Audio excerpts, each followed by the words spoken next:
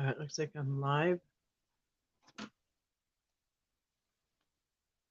All right, welcome. We're live tonight on this Thursday evening, the last day of August, 2023, and it's August 31st, and it is tomorrow, September 1st, huh? Anyway, it was a good summer. I enjoyed it, and well, it's not over yet. Not until September 20th, I think, 21st, 20th. Actually, that's what was my old wedding anniversary, September 20th. I think it was the first day of fall. I'm not sure. Anyway, let's see here. We have a lot to go over tonight. We're going to go over the 2 flood stories. My dog wants something here. And we are going to compare the text that has, well, it could be 2 sources, the J source and the P source, the Priestly source and the Yahweh source. So it could be 2 sources that are causing these, I guess you'd say, inconsistencies in the story of the flood. We're going to go over the flood story, which is in Genesis 6, I think it's through 9. Anyway, we're going to go over that. We're going to show you the inconsistencies where it suggests that there are 2 sources. And man, I got animals all over me. I got 3 dogs right here. I don't know what they want. They just ate. It's like they don't want me to come on here. And they just had some toast. They had dinner, but I just gave them some raspberry jam toast, huh, guys? Homemade out of my bushes. My own raspberries I picked. A lot of work to make that, but it's so good. Yes, my doggies like it. Oh, man. Anyway, and I got another cat that just came in from outside. So there's 4 of them here. 3 dogs and a cat. We are going to, you know what? It was really cool. I have been looking for the longest time for a source for a certain project I want to go over, and I found it tonight, and I'm so super happy about that. So I think Saturday we're going to go over that, and that is, drum roll, since we're talking about the flood story, the Noah's Ark flood story in Genesis, we're going to, I think Saturday we should go over all the flood stories from the different from different cultures and different areas and everything over time, and including, by the way, I mean, Genesis is not the first story written about the flood. By no means. They were not quite Johnny come latelys, but they were not the first by thousands of years. Well, actually, I don't know who wrote the flood story after Genesis, if there's anybody else, but I have a very awesome source with a different flood stories from different places. Well, hey, Patrick, how you doing? Shalom, Kathy, Grace, Steve. Good to see you tonight, Patrick. I hope you're having a great day. How was your Thursday? Mine was good. Again, worked around my house and my yard. Cut my grass. I've cut about an acre. Cut my front yard. And, bagged up and froze some tomatoes that are coming in like crazy. And, had a great day. Good to see you. Thursday is nice. Yeah, your Thursday was good. Awesome. Awesome. Yep. Can you believe tomorrow's Friday, September 1st? It's September 1st tomorrow already. But anyway, I can't complain. It's been an awesome summer. I got a lot done. Garden rocked. I learned some things, made some mistakes, learned some things that were new and rocked. So anyway, it was a great learning experience again. Every year is. So yeah, I have a lot of stuff here. So the two flood narratives that we're going to go over, Genesis 6 through 9, is interesting. We've gone over it a couple years ago. You really like September 1st? Yeah. Fall's kind of cool, but me living in Minnesota, well, you're in Wisconsin too, so you know. Winter's coming. I don't like that. I don't like the snow anymore. Too dang old for this snow. At least now I have a plow service, you know what I mean? Because I got a long dirt driveway, so that's, you know. Anyway, it's a little bit easier with the plow service. Trying to get in and out of here. And we have a road grader that comes and plows us the rest of the way out to the main road, which is about a mile. So yeah, the road grader plows the snow. So we, it was not right away. He's got a lot of other roads to plow. So that's what they plow with up here, road grader. He grades the roads in the summer, about every 2 weeks or something. He's going up and down these dirt roads. And in the winter, we have him do the. But anyway, so I got somebody to plow my driveway last year. That's good. But I got to tell you, I really don't mind the snow blowing. But that bad snow that we had that wrecked everything. I went off the road in my truck and trailer on the way to a job.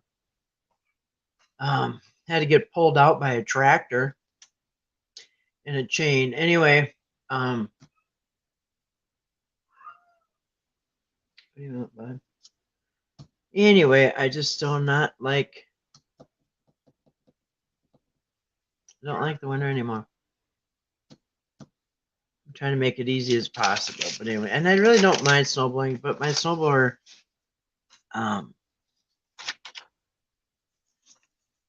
quit working. Something got wrecked on it on that bad wet storm that we had. 2 of my fruit trees busted, snapped right down the middle. Lost 2 fruit trees, a cherry tree. No, I lost a plum tree and a pear tree. 2 fruit trees. So anyway, yeah, I'm just really sick of it. It just wrecks everything, and I don't know. Just so tired of it. So, but I'm trying to have fun during the winters. I've been having a lot of projects during the winters.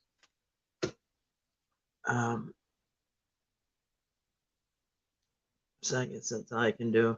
Except maybe buy some land down south and put a camper on it. One of the two. In the beginning, God created the heaven and the earth was without form and void, and darkness was upon the face of the deep, and the Spirit of God moved upon the face of the waters. Just that is the creation story. And you know what? Interesting about that, because guess what else I just saw tonight? And I bookmarked it because it is gold, baby. I accidentally came across a side-by-side comparison of the creation story and the flood story. Amazing. Yep. You know what else is kind of weird? I kind of always knew it, but I didn't really know how the extent of it was. The number 7 in the flood story. 7 this and 7 that. Some people say that that's a like if anybody tries to disprove the documentary hypotheses where there's more than one source contributing to these stories. So say for instance in this flood story, you have the J source, the Yahweh source, which came, I don't know, 700 to 900 BC or whatever, a long time ago. And then, a couple hundred years later, you have the priestly version of the flood story. And so they try to put them both in the Bible, both of them in Genesis 6 to 9, both of them, they try to, they kind of try to make it seamless, like it's this one big story. But you say, well, wait a minute. I mean, I don't know, after a few times, just like the creation story, you read it, you slow down and just really study it and read it instead of just reading it like for years and years, like I did. I just read it for years, but then I start to some things like start to like, I'd notice like, well, like in this flood story, there is, there. Okay, so one time the rain for 40 days and 40 nights. That's the one most people know. But another it says 150 days. What's that? 6 months? 30, 60, 90, 120, 150. No, 5 months. So it'd be 5 months. And then another one. There's differences, but then there's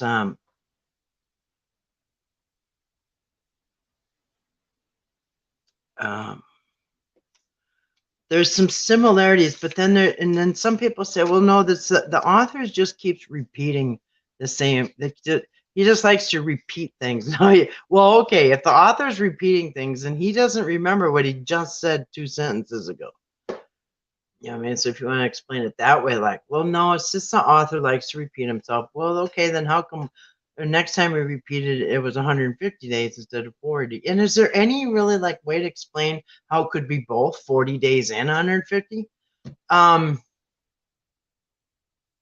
No, but I could stretch it out to 80 days. I'll show you where it could be 80 days, but not 150. Anyway, because I just noticed something really interesting, that one of the versions it actually is in the Yahweh source, the earlier version, it actually has the rain coming down for 40 days before God even sealed up the ark. Remember, he put pitch on he had Noah get inside, and he put God pitched the outside with the pitch or whatever, the sap. I tend to like the number 7, and I'm not a fan of 6 very much. Yeah, 6 is, according to the Bible, it's the number of man, and it's also the number, the 666 number of the beast. Although many versions of Revelation 13, where they had the mark of the beast, is it? I think it's 13. Anyway, no man, rich or poor, free or bond. Wait, great or small, rich or poor. Wait, no man. Let me think this here. It's been a while. No man, free or bond, rich or poor, great or small, will be able to buy or sell without the mark of the beast, and that number is 666. But the other translations, which may have been earlier, said 616. So some versions say 616. So the mark of the beast is 616. You can look that up. That's the thing, man. In fact, we've even gone through scriptures where we've been in Revelation where the footnote says, even you hover over the footnote or go down to the bottom of the footnote, it'll tell you on that verse. Yes, some translations, maybe even earlier, even said 6. The mark of the beast number was 616. So I don't know. It's one or the other. But most, like every time there's a contradiction or 2 different versions of a story, the whole world knows one or the other. And just like tonight, we're going to go over the flood story. There's 2 versions. One where the animals went on the ark 2 by 2, and another where they went 7 on. The clean animals went on 7 by 7. So what do most people know? They know the 2 by 2 number. I mean, if you look at any child's flood, Noah's Ark flood story, you will see animals going on 2 by 2. That's the one everybody knows. They ask anybody, when did how many animals got on the ark? Well, they went on 2 by 2 by their kinds. Well, really? Because one of the versions says that in 7 that they went on 7 by 7, which is in chapter 7, by the way. Is this kind of, it is funny now I think about it. Yeah, so and I'll go over the sevens. They're amazing. In chapter 7, there's 7 sevens in chapter 7. You know that in this flood story. Um, so and that's some people's theory. They're like, oh no, it's nothing like a doublet. It's not two different sources. It's one guy who took the flood story and wanted to add a bunch of sevens because there's number sevens in chapter 7, and in fact there's 10 number sevens if you count the 17s. Anyway, we'll go over that too.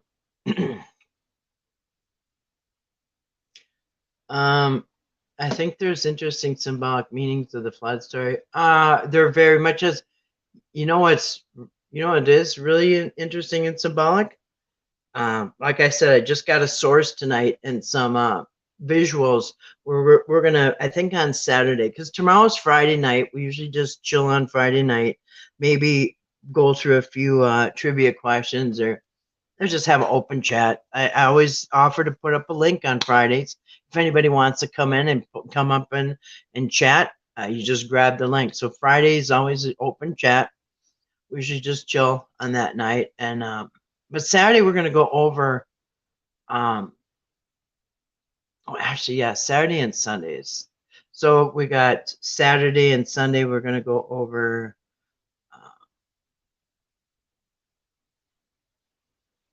yeah, we'll go over actually Saturday and Sunday. Sometimes I'll do 2 open chats, but Sundays usually is hardly anybody here on Sunday nights. It's always been that way. It's been very quiet. So sometimes I'll just do a short open chat. Hey, Grace, 7 were the clean hours. Yes, good to see you tonight, Grace. I didn't see you come in. You're so quiet. I didn't hear the door. Yeah, the 7 by 7 were the clean animals. And the other story says that they're getting on 2 by 2. The 7 might mean 7 variations of each kind. Actually, we'll go over that. We'll go over that. Now, like some scholars will say, and well, I guess we'll go over that when we get there. But they'll say, well, they, if they don't want to say there's 2 sources, you did tiptoe in your very. I didn't even hear you. Well, some will say, well, they didn't have a word for pairs back then. Well, then why did the next sentence, they said 7 pairs? They know what the word pairs is. I mean, maybe they didn't have it in like a Hebrew version or something. I'm not a Hebrew language expert. I don't even know how to read a Hebrew.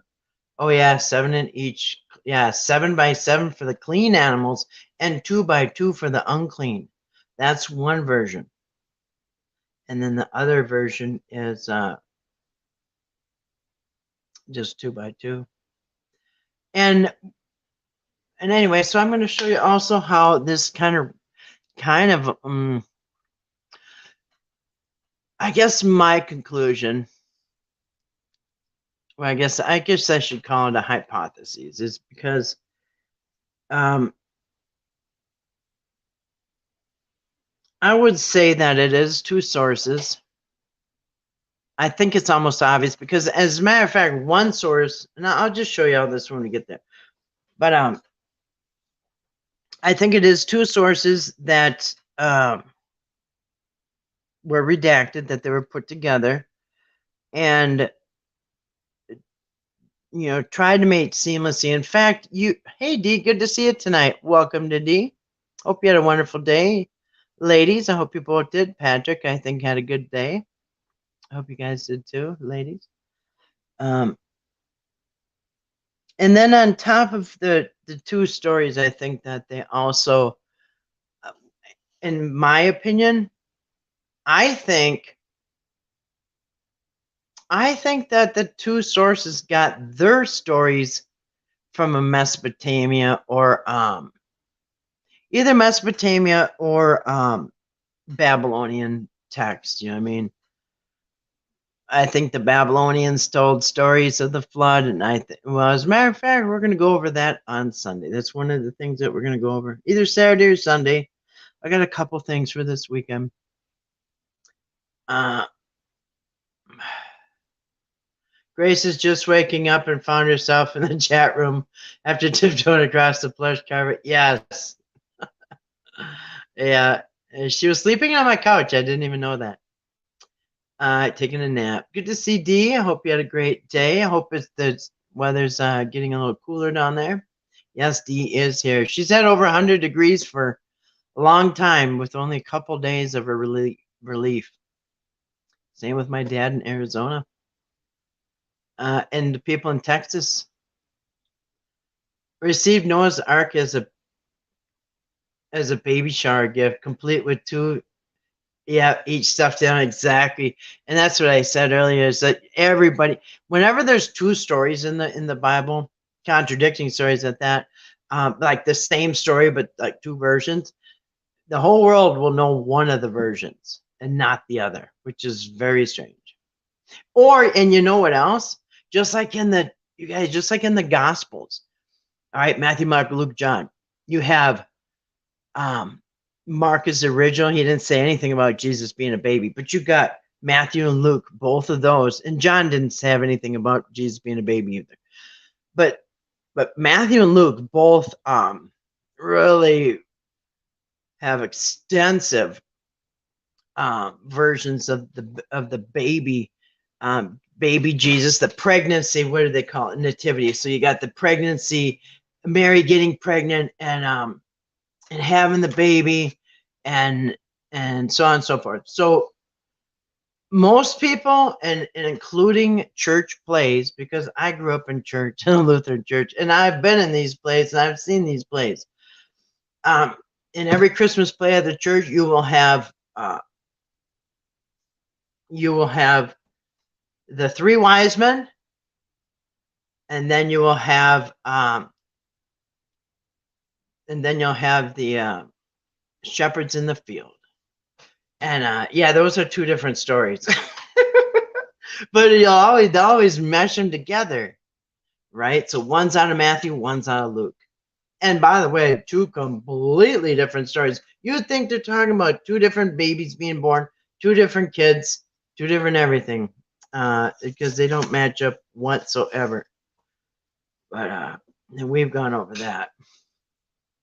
But yeah, everybody knows about the 2x2. You could go with a microphone out on the street and start asking people how many animals got on the ark. They'd say 2x2, and I would probably be willing to bet that by the end of the day, I don't know, there would be hardly anybody, maybe none, that said 7x7, because people just don't know about that. Unless you study the Bible, but it's not really a lot of people. Most people hear these stories. You don't even have to go to church. You don't have to read the Bible. You just hear these stories about the 2x2. Even atheists know those stories. I mean, but you don't even have to know or believe anything, and you'll know these stories. But it's always the 2x2.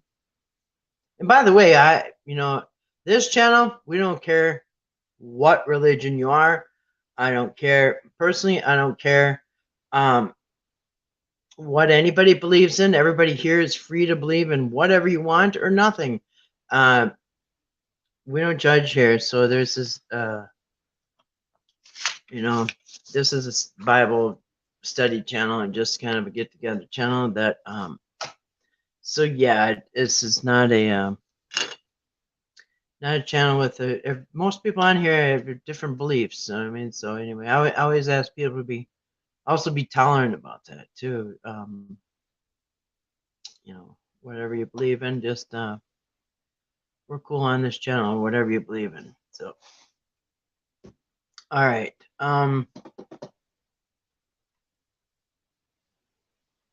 right. Let me just go to the comments and I'll move on here. Let me see. Go in the chat so I can see them without messing the phone up.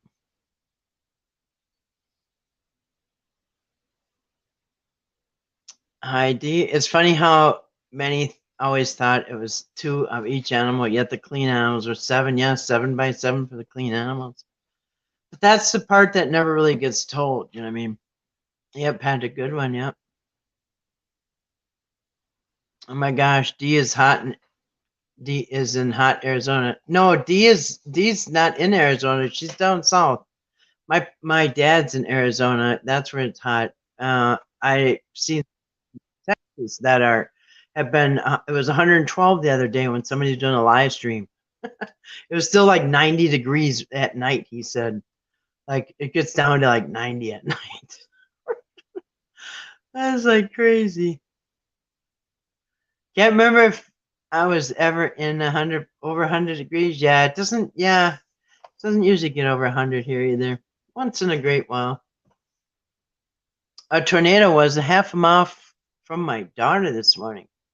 She and the rest of the family are okay. A remnant of Idalia knocked a car on its side. Half a mile from daughter, the woman in the car survived. That's good. Yep, remember I told you I know somebody in Mayo, Florida that I watch on YouTube? A tree fell on his house. Yeah, it was terrible. He was on somebody's live stream videotaping it, and the roof came off. And you know what was weird during that hurricane? He said the doors were sucking. They're trying to the vacuum was trying to open the doors. Like, so he'd have to pull you know how usually in here when a storm it'd blow the doors shut? Well, there it was trying to suck the doors open. Anyway, yeah, on the live stream, then all of a sudden, and then all of a sudden, bam, part of the roof came off, and then the tree came. You can see it when he was on the live stream, it came right through the roof. Anyway, giant tree. Well, I'm glad everybody's okay, D. Just the loss of life is not replaceable. The synchronous parallels of different stories, sort of paradoxic. Yeah. Yeah. You know, to the point where you can't really think that it's one person telling the story. Otherwise, the person keeps forgetting what they're talking about from 1 minute to the next, and they change the story.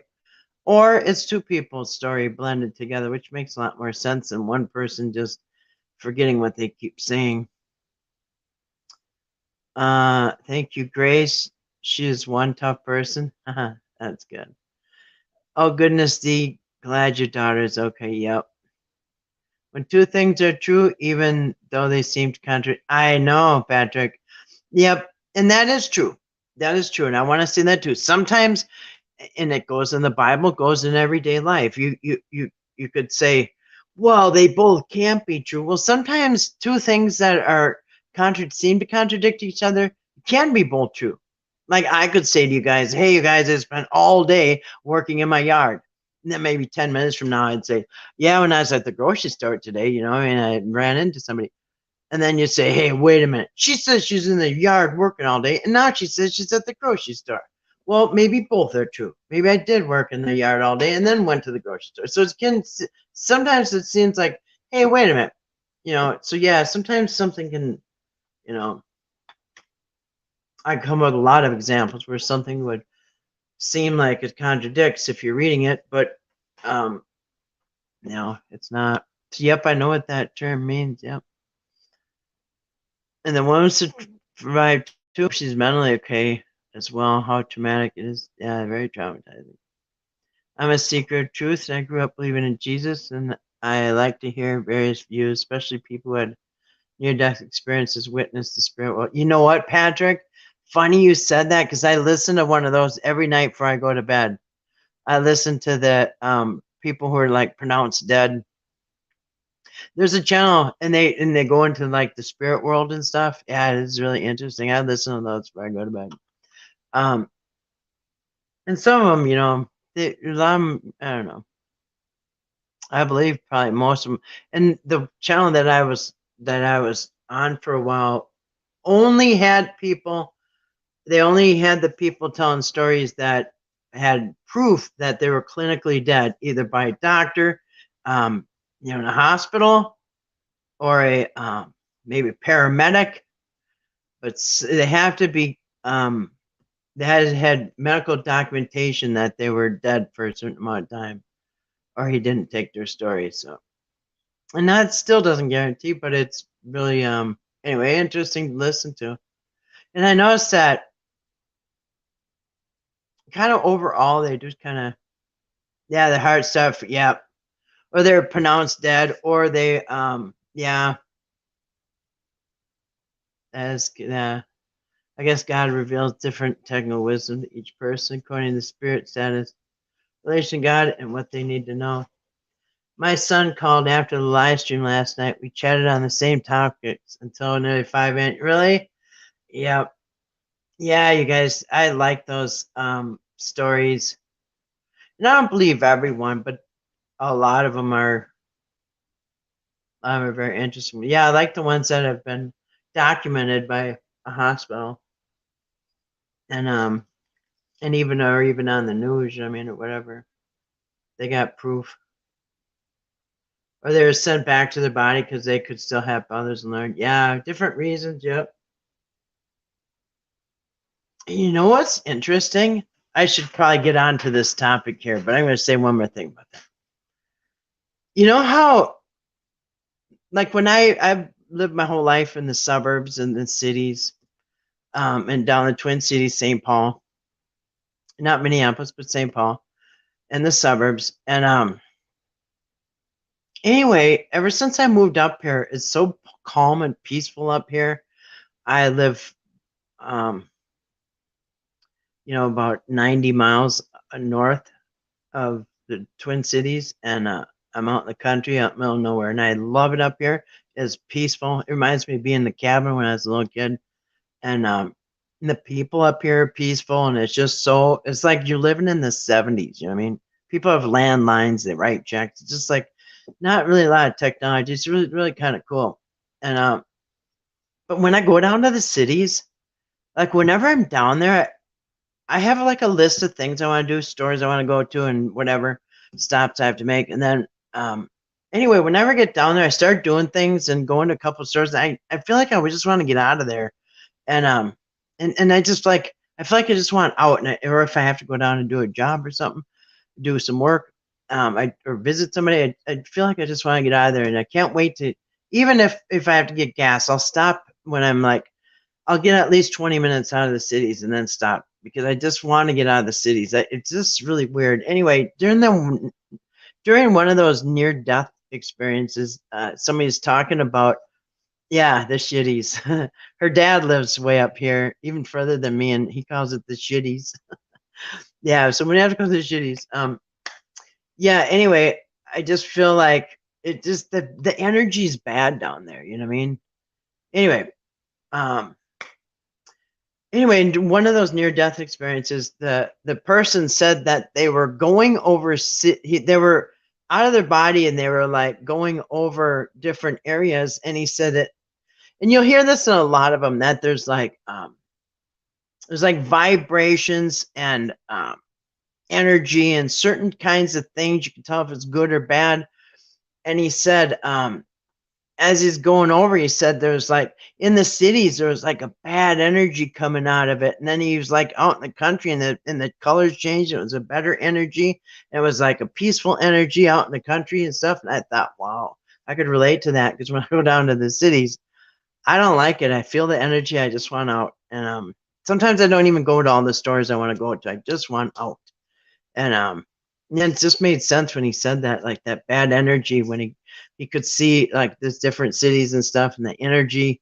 He said when he got to the cities, like the closer into the cities, it just got the energy. Every city has a certain area that's nice, in my humble opinion. You have to ask around. Yeah, that's for sure. I lived in St. Paul, and I lived in Lake Phalen, which is a really nice area, but it's right in the ghetto. Like you can go just a couple of blocks anyway, and it is so bad. You hear gunshots, there's robberies, it's horrible. But our block, we were this like we're just like a little community, and it was just a different feeling. But that was just a few blocks away. You guys remember when I used to live down there? My last house I sold, but Anyway, but yeah, I believe that many cities like very dangerous. Yeah. Yeah, and if you don't know, you could be in one area 1 minute, go through an intersection, now you're in a really bad spot. You know what I mean? Minneapolis is like that, and St. Paul. I mean, you go from the richest people on Summit Avenue, you cross over Highway 94, and you are hearing gunshots, and there's you know sirens, and it's just horrible. People living on and all over on the sidewalks in tents. But you just go up the road, and you're 1 mile, and you're in the richest area. It's crazy.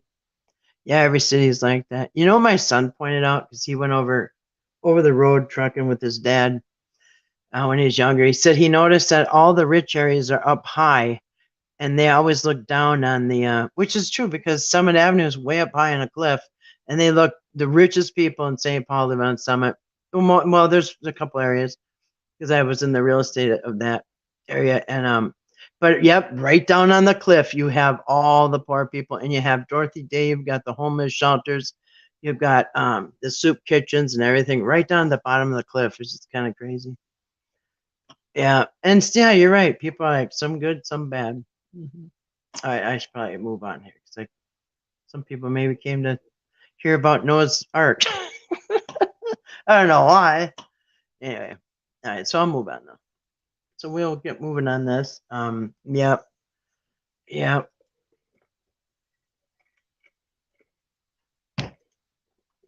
All right. Someday, maybe we'll go over the list of the sevens, but there's seven sevens in chapter 7, and 10, including the 17s, and then and 10 times 7 is 70.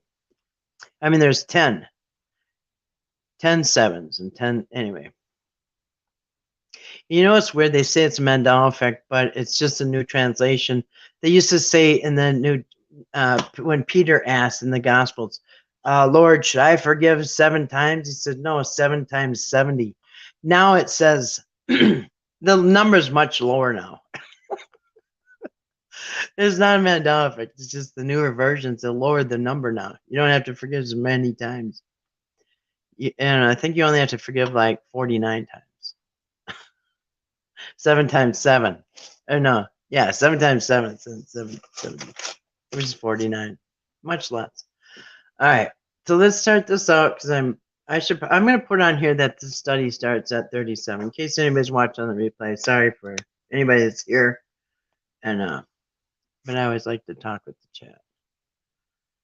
Paradoxic, yes. All right, I'm going to try to turn the camera on if I can on this page.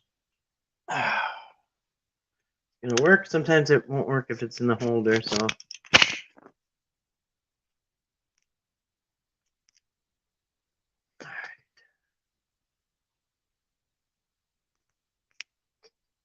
All right. Takes a second to do that. All right, so man, I got a lot I want to do here. So, all right. So first of all, where's the flood chart? Here it is. You know, I never clicked here for interactive view. I should do that, but I won't do it now. Now, if you can see, I'll get a little closer here because there's a lot of stuff you might want to see. Oops. All right, so some are not capable of forgiving, but they sure demand forgiveness when it's just, yeah.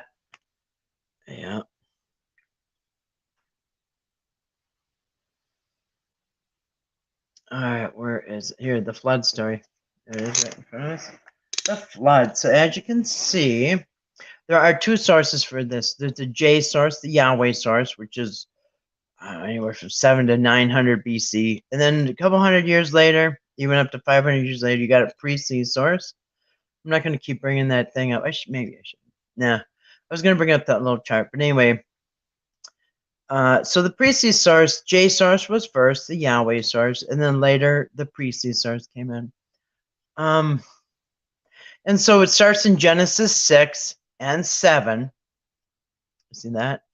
But parts of 6, 7, and then all the way into 8 and 9 are the pre-C source. And I'm going to show you the differences between the two and how they blended them, like I said, blended them together as seamless as possible. And you know, most people, you could read it, you know, probably a bunch of times quickly without thinking about it and not notice, you know, but if you deep dive it, there is lots of differences. So anyway, let's so I'm going to show you side by side. We're going to read the flood story. I'm going to point things out along the way. This person broke it up like this, and it's writing's too small for you guys to see, but they got it like Genesis 6, starting with 6 chapter 6 verse 5, going through 8:22. So and I'm not going to use this to do the side by side, but this is a good page to show you something when they have it like this. On this side, this Genesis, let's see here. What is this one? Is the Yahweh source. So on this side, you can see they say Yahweh, Yahweh, Yahweh, Yahweh, Yahweh, Yahweh, Yahweh, Yahweh, Yahweh, Yahweh, Yahweh. So this source over here, the J source, the Yahweh source, uses the name Yahweh for God. And then the other source uses the word God, or I think just God. Yeah, God, God, God, God, God, God. And when you blend it together, you're going to notice one sentence's name is God, the next name it's Yahweh. I mean, the next sentence it's God, and then Yahweh, because they're blending these two together. But if here somebody has separated the two sources, so you got 5, 6, 7, 8. Oops, you got verses 5, 6, 7, 8. 9, 10, 11, 12, 13, 14, 15. This is all one source, all the rest. So see, that's how that goes. And then it picks up over here, and then over here. Okay, so that's so this is how they separate it. But this is, I'm showing you this version here, how they, and it says here, 2 flood stories side by side. But since it's so small and it's not really the one I want, I just wanted to point out how many times Yahweh, Yahweh, Yahweh, Yahweh, Yahweh, Yahweh, Yahweh. So this Yahweh source, they call God Yahweh, and this source calls God God. All right, so these are all meshed together. That's why his name flip flops in the story from God to Yahweh. All right, so that was a good visual there. I wanted to pull up for that, but that's not the one I'm going to use.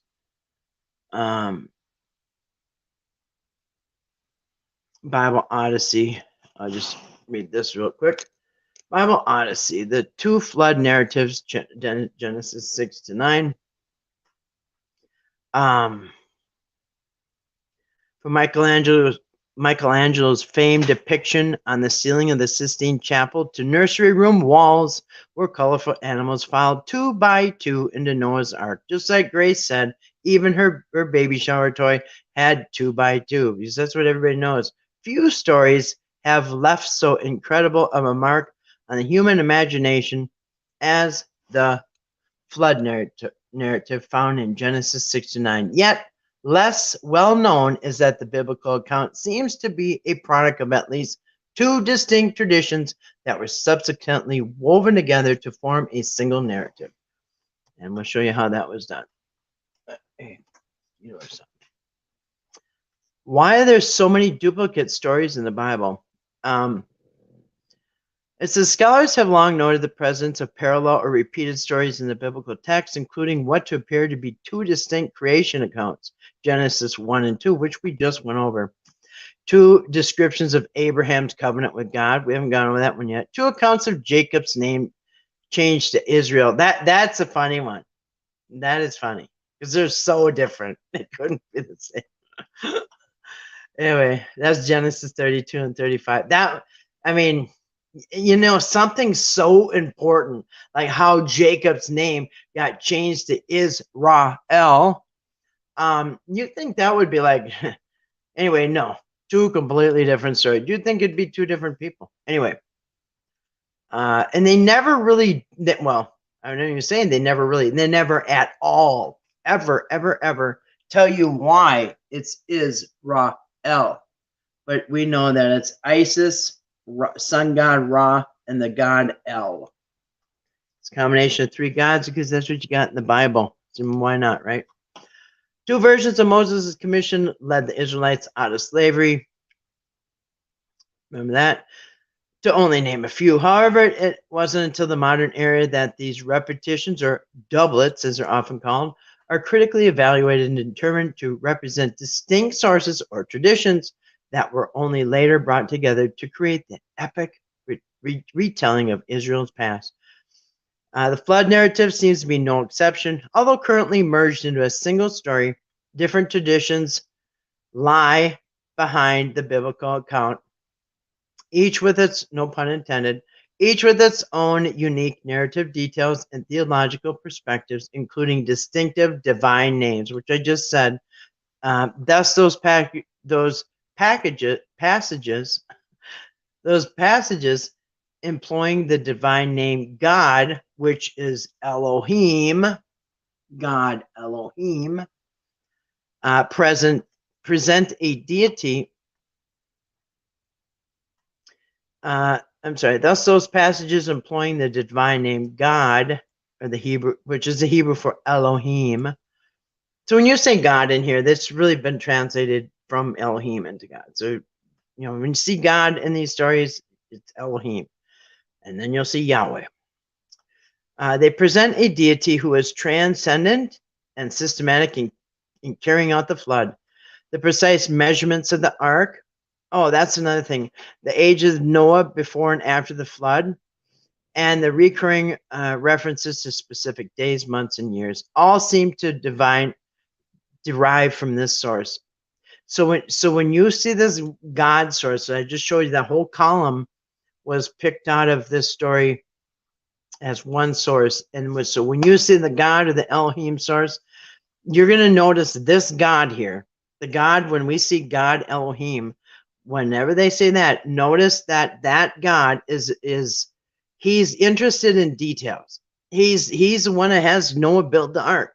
The other source does not. They just have God. They just have God telling Noah to get in the ark. But the God, this Elohim source, very hands-on. He tells Noah to build the ark, exactly the measurements. You guys know. I mean, almost just like the building of the temple.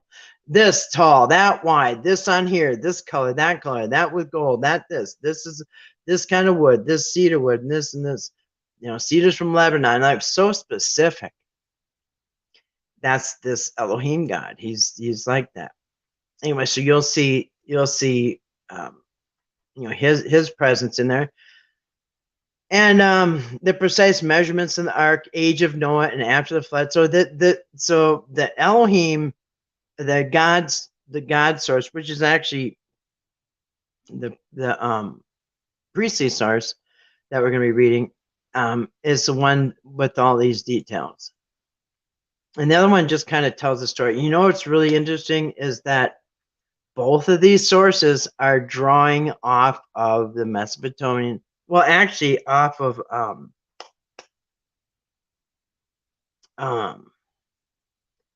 what's his name? The other ancient stories. So, and I'll go over that too. And the reoccurring references to specific days, months, and years, which you have a lot of sevens in it, all seem to derive from this source. Conversely, those passages employing the divine name, the Lord. Remember, Lord means master. Hebrew, Yahweh. Yahweh. Okay, so now there, conversely, okay, so the Yahweh source, those passages employing the name the Lord, sometimes they'll say Lord or Yahweh. That's this different source, the J source, depict a deity who is intimately involved in the action, including grieving over human wrongdoing, regretting having made mankind, personally closing the ark as the inundation begins, and taking pleasure in Noah's sacrifice following the flood. Other differences include the duration of flood. Now, one of these stories is going to be set 40 days. Genesis 7 is 40 days.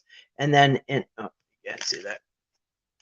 So one of the stories we're going to see is 40 days. It rained for 40 days. And the other story, that's in 7:17. And in other story in Genesis 7:24, just another sentence or two down, you have 150 days it rained. Now I could stretch it into 80 days because anyway, we'll get to that.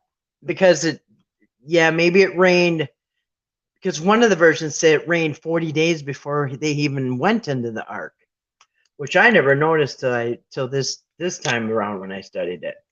Yeah, so one of them, it was already raining for 40 days before God even had them get in. The number of each animal entering the ark, 2 by 2 in Genesis 6:19, or 7 pairs of clean, 1 pair of unclean in Genesis 7:2.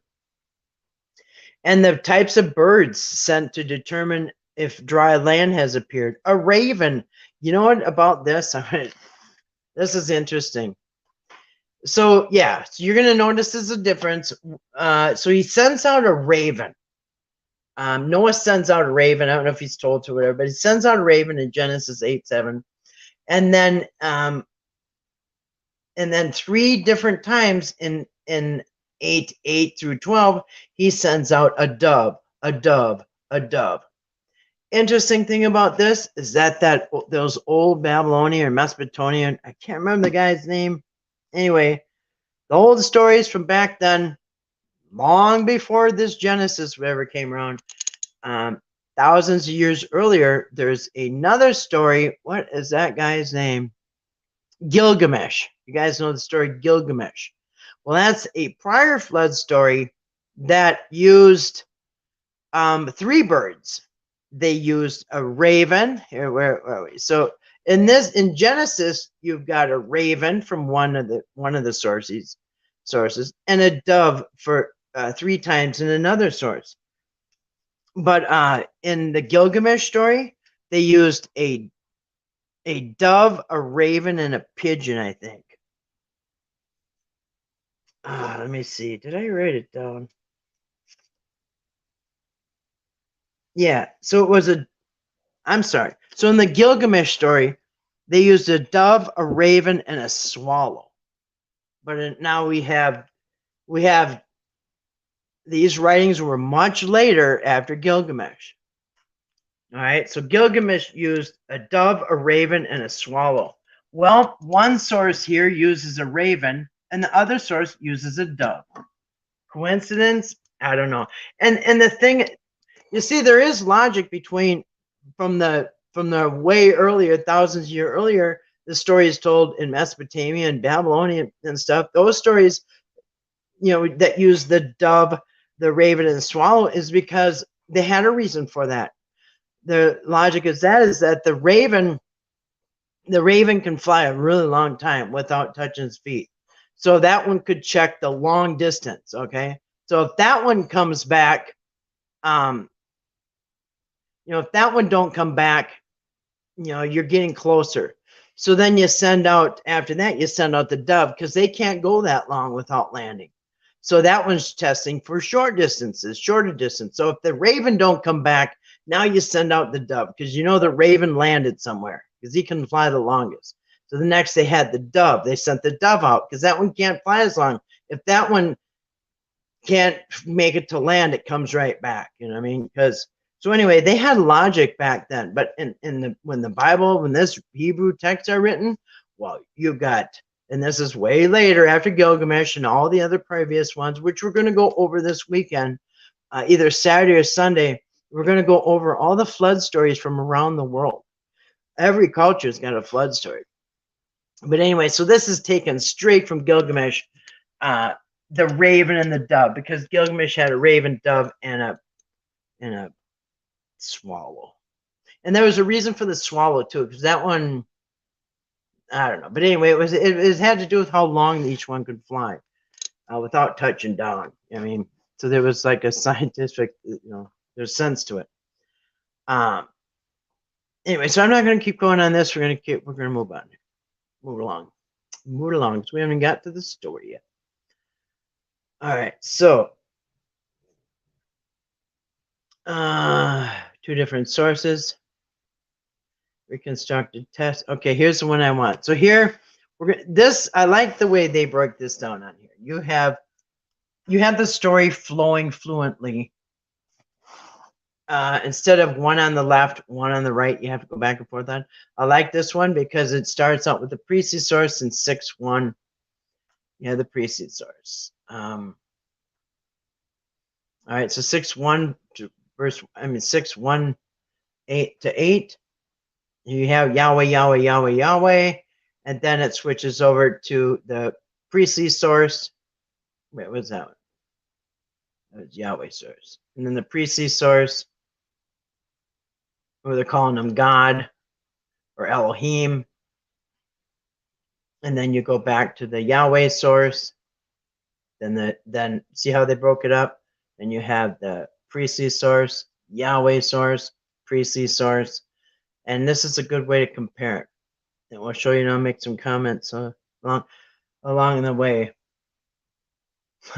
So you can see, well, as we go, I'll kind of explain it. So this is, it should go through 9 because that's where it ends right here. And like I said, I also saw something really interesting about comparing and this is going to be cool because we just went through the creation story. Hey, Omar, good to see you tonight. Welcome. Hope you had a great Thursday. So we just went over the creation story, and now we're going over the flood story, and then I think Saturday we'll go over the comparison between, side by side, right down,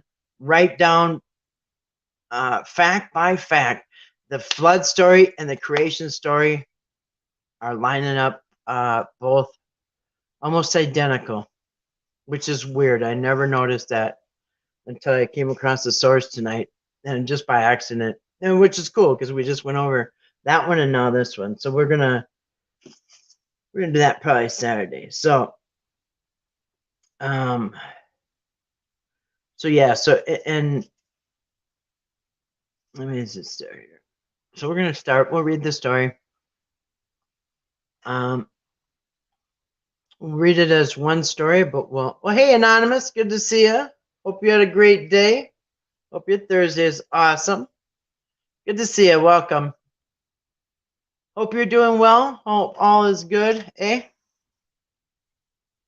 Shout out to Strange Days indeed. Yes. It sure is. Genesis 6, reconstructed text. All right, 6:1. When men began to multiply on the face of the ground, and the daughters were born to them, the sons of God saw the daughters of men, that the men were fair, and they took to wife such of them as they chose. Then Yahweh said, my spirit shall not abide in man forever, for he is flesh, but his days shall be 120 years. The Nephilim were on the earth in those days, and also afterward, when the sons of God came into the daughters of men, and they bore children to them. These were the mighty men that were of old, men of renown. Yahweh saw that the wickedness of man was great in the earth, and that every imagination of the thoughts of his heart was only evil continually. And Yahweh was sorry that he had made man on earth, and it grieved him to his heart. You know what's interesting about this is that this 6:6, this passage right here, it's not numbered, but where is it? Where he was sorry he made men. Here, and Yahweh was sorry that he made man, and it grieved him to his heart. You know what? Oops, sorry. I didn't know you're up there. Sorry about that. I was trying to hit a comment. There. Oh, wait a second.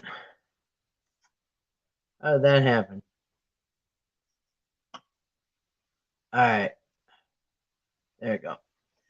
And the interesting thing about these two sources is that I can't, anyway, this source here, this Yahweh source, there's two different things going on.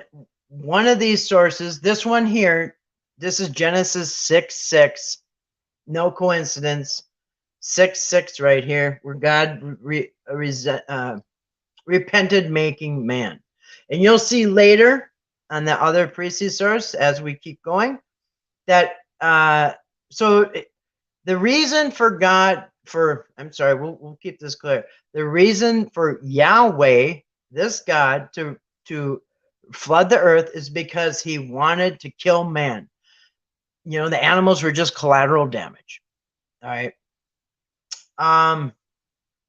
But when we get to the priestly source, they're going to repeat the same thing. But the reason is not told, but like this, but he's going to kill every person and animals and every living thing. So this priestly source over here is more interesting in wiping out all life. And in here, he's sorry that he made man and he wants to just wipe out man. Like the animals are just going to have to go with him. It's just kind of collateral. But over here, he wants to kill every, you know, human and animal and anything that lives. So anyway, watch the difference. Yahweh was sorry that he made man and earth, and it grieved him to his heart. So Yahweh said, I'll blot out man whom I've created from the face of the ground, man and beast and creeping things. And that, oh, I'm sorry, this is the source. So this is the Yahweh. This is the one that's killing them all. The other one is going to say that he was, so one wants to kill just man. And then next time we hear it, it's just going to be man. This time he wants to kill, he's going to kill everything that lives. So Yahweh said, I guess it's the Yahweh that's doing it. I will blot out man whom I've created from the face of the ground, and beasts and man and beasts and creeping things and birds of the air, for I'm sorry that I made them. So in this version, because he's going to repeat this, but he's not going to include the animals and everything. He's sorry he made everything in this sentence, okay? In this sentence, he's sorry he made everything. I will blot out man and all the beasts and creeping things and birds, everything he made. I'm sorry I made them. He's sorry he made everything. But Noah found favor in the eyes of Yahweh. So now we're over to the priestly source. These are the records of Noah. Noah was a righteous man, blameless in his generation. Noah walked with God, and Noah had 3 sons, Ham, Shem, and Japheth. Now the earth was corrupt. And by the way, this is the beginning. This is the beginning of the story for the priestly source, okay? So this source, this is where their story starts. They didn't have all this stuff. This is where the priestly source is starting their story. These are the records of Noah. So this is the priestly story starts with just the record of Noah. Noah was a righteous man, blameless in his generation. Noah walked with God, and Noah had 3 sons, Ham, Shem, and Japheth. Now the earth was corrupt in God's sight, and the earth was filled with violence. So in this J source, or this priestly source here, God is mad at man, only man. Now the other one, he's sorry he made everything. In this version, he's going to be only sorry that he made man. Now the earth was corrupt in God's sight, and the earth was filled with violence. Now remember, what's going on over here? This story. Why is God going to flood everybody and even animals? Why? Because the Nephilim were on the earth and they were mating with the women. That's why God's going to wipe out every living thing on the earth, because they went into the daughters of men and they were having children. This is the reason why Yahweh's source gives for flooding the earth. And not only the reason, but he's going to flood out everything that lives. Now the priestly source over here, this is where their story starts. And why? They're going to, according to their story, God is going to flood the earth because he's just mad at the humans because they're so violent. All right, it's the violence. Now, nothing about fallen angel or whatever. What were they? Whatever. The Nephilim. Okay, so the Nephilim are having babies with the women. Okay, so he's going to flood the earth, and wipe out everything. Their story is just that because they're so violent. Now the earth was corrupt in God's sight, and the earth was filled with violence. Why is it corrupt? They don't tell you. And God saw the earth, and behold, it was corrupt, for all flesh had corrupted their way upon the earth. Why? We don't know.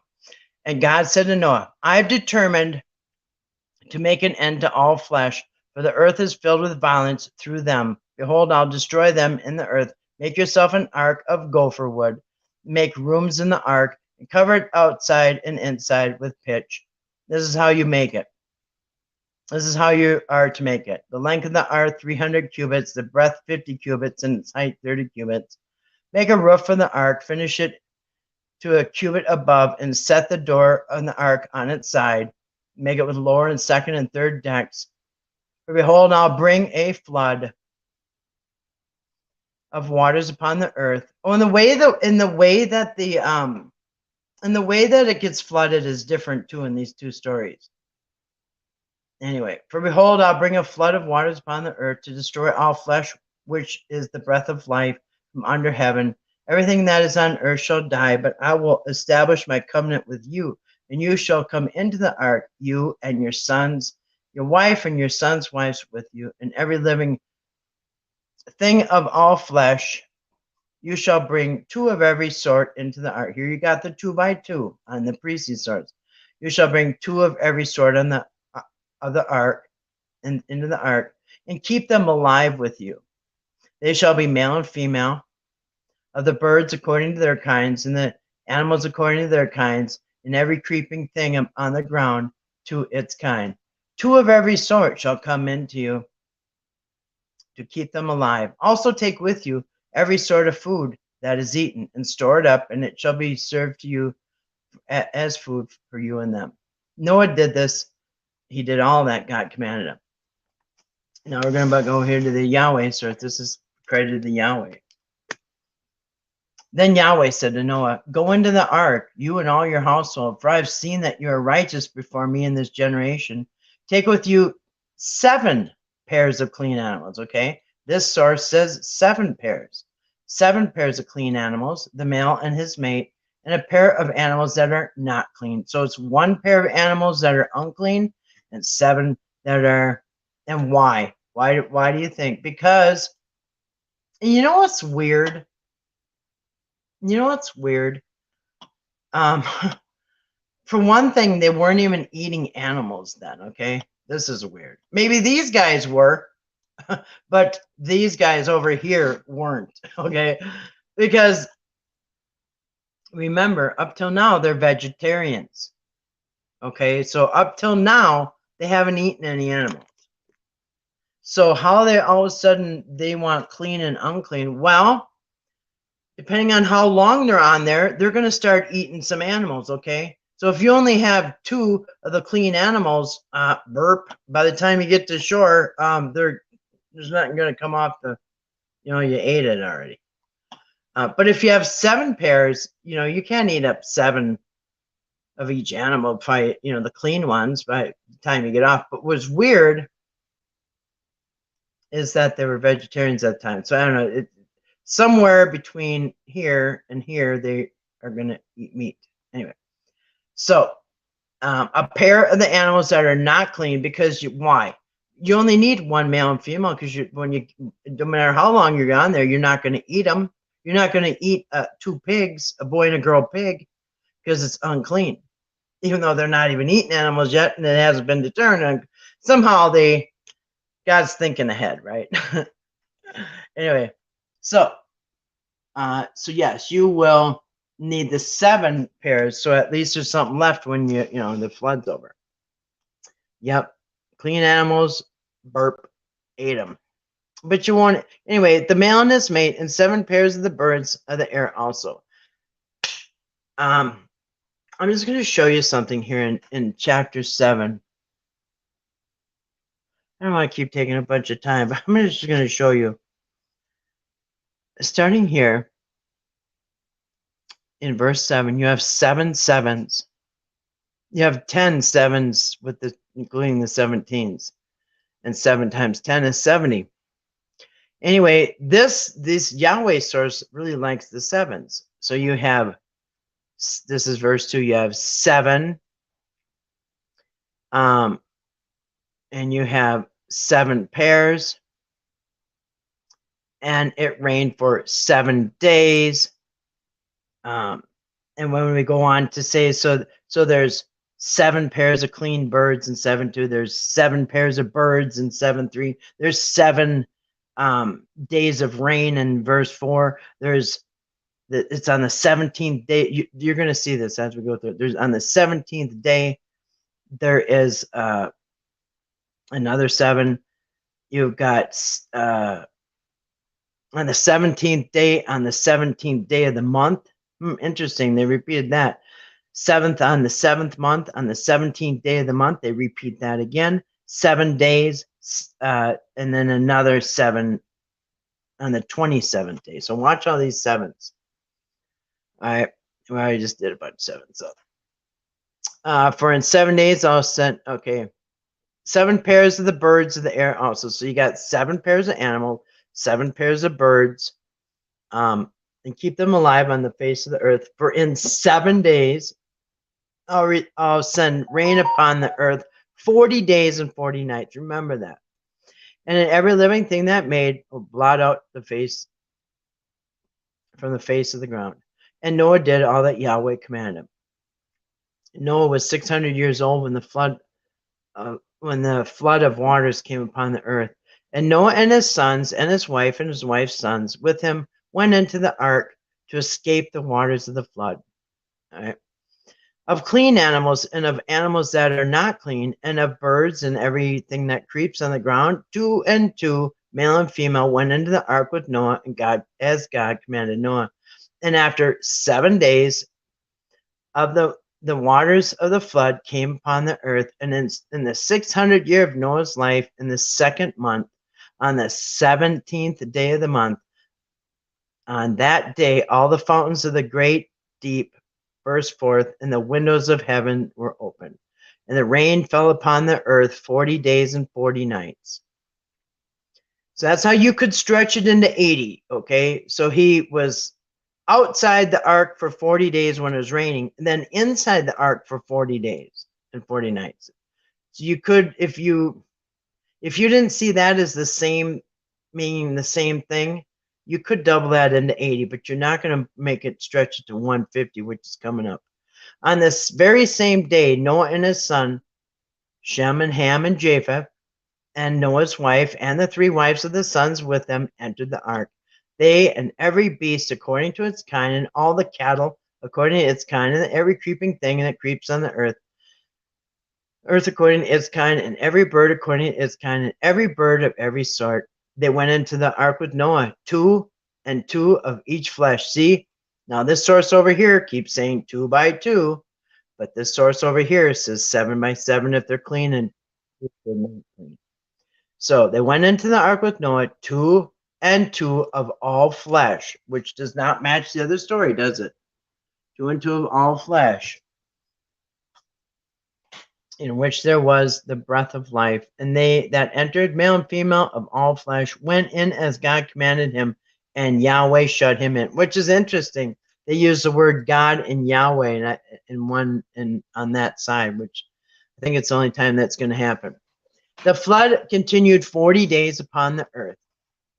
And the waters increased and bore up on the ark, and it rose high above the earth. The waters prevailed and increased greatly upon the earth, and the flood floated on the face of the waters, and the waters prevailed so mightily upon the earth that the high mountains under the whole heaven were covered, and the waters prevailed above the mountains, covering them 15 cubits deep. So basically, it's like the waters, like they're saying it's about 20 feet or so above the highest mountain, which anyway, I won't even get into that. And all the flesh died that moved upon the earth, birds cattle, beasts, all swarming creatures and that swarm upon the earth, and every man, everything on the dry land in whose nostrils was the breath of life died. He blotted out every living thing that was on the face of the ground, man and animals, creeping things and birds of the air. They were blotted out from the earth. Only Noah was left, and those that were with him in the ark. And the waters prevailed upon the earth 150 days. Now, okay, because we just heard that was 40 days and 40 nights, about 3 times in a row. But now they're saying the water prevailed. So it rained for 40 days, rained for 40 nights, then it stopped.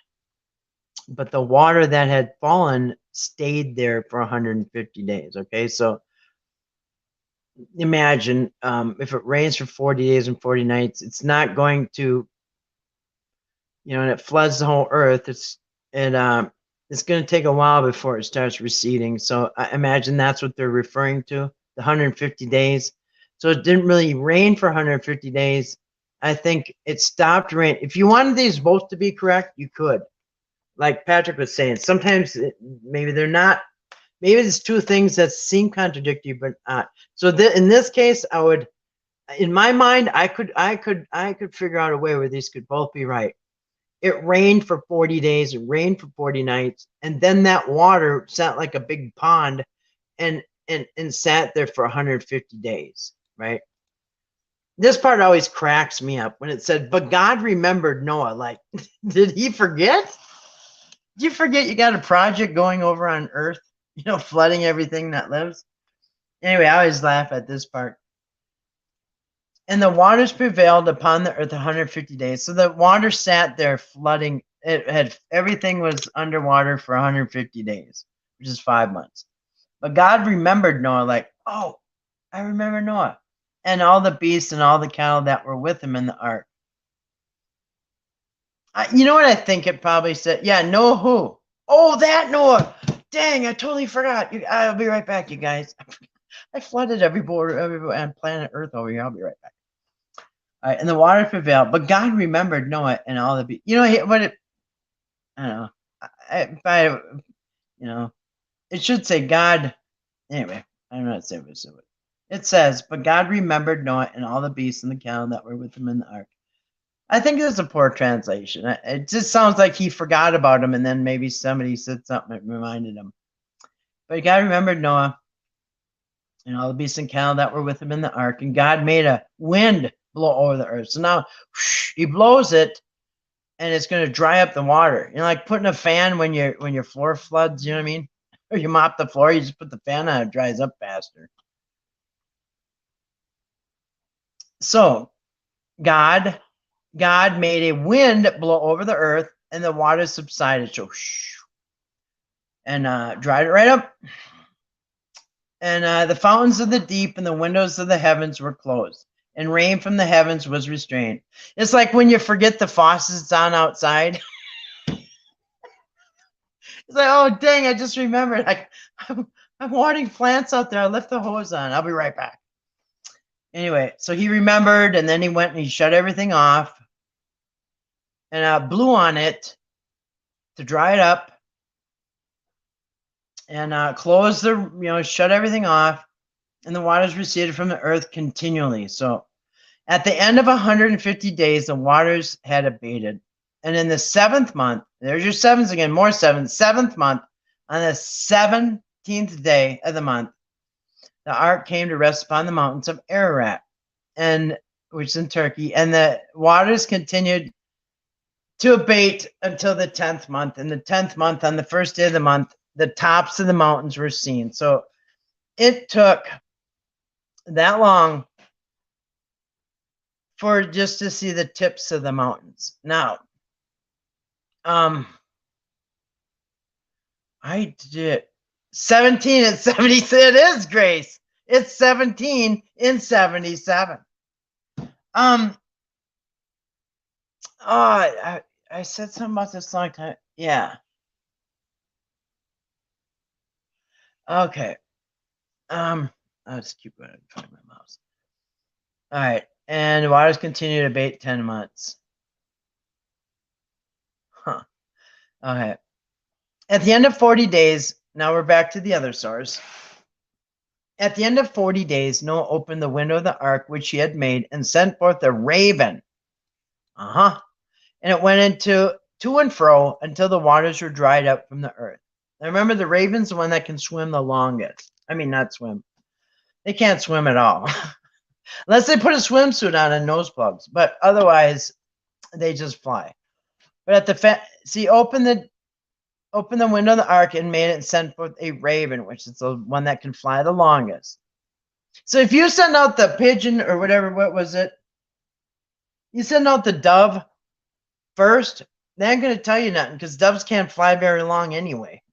That thing will come back and you could have been a mile from shore and that thing would just come back and tired in 30 seconds. So anyway, you send a raven first because that thing can fly a long time. Birds can swim if they want. Yeah, I guess if they want.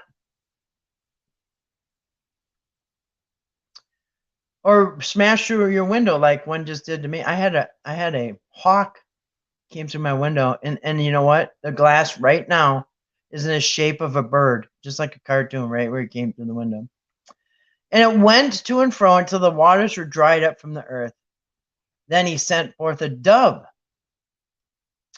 right, from him to see if the waters had subsided from the face of the ground. But the dove found no place to set her foot, and she returned to him on the ark. All right. So they know. So at this point, they know that there's something. When they sent the raven out and it didn't come back, ravens can fly a long time. But if he doesn't come back, that means at some point he hit land. Now it's time to send the dove out because the doves, they can go up for a little bit and have to come back. So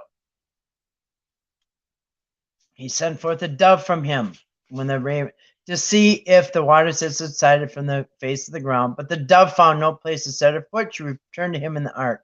For the waters were still on the face of the whole earth. So she put her forth his hand and took her and brought her into the ark with him. Now the other thing, the raven took off and he saw that mountaintop. Remember, the mountaintops are peeking through the water. So that thing flew far enough to get to the mountaintop, but this thing can't. He waited another 7 days. There's a 7 again. And again he sent for the dove out of the ark, and the dove came back to him in the evening, and lo, in her mouth a freshly plucked olive leaf. And so Noah knew that the waters had subsided from the earth. Then he waited another 7 days and sent forth the dove, and she did not return to him anymore. In the 601st year, in the first month, on the first day of the month, the waters were dried from the face of the earth. And Noah removed the covering of the ark and looked, and behold, the face of the ground was dry. And in the second month, on the 27th day of the month, the earth was dry. God said, "Go forth from the ark, you and your wife, and your sons and your son's wife with you. Bring forth with you every living thing that is with you of all flesh, birds and animals, every creeping thing that creeps upon the earth, and they may breed abundantly to the earth. Be fruitful and multiply upon the earth." So Noah went forth, and his sons and his wife and his wife's sons with him. Every beast, every creeping thing, and every bird, and everything that moves upon the earth went forth by the families out of the ark. And Noah built it. Here you go. So Noah gets out right away. He's going to make a sacrifice.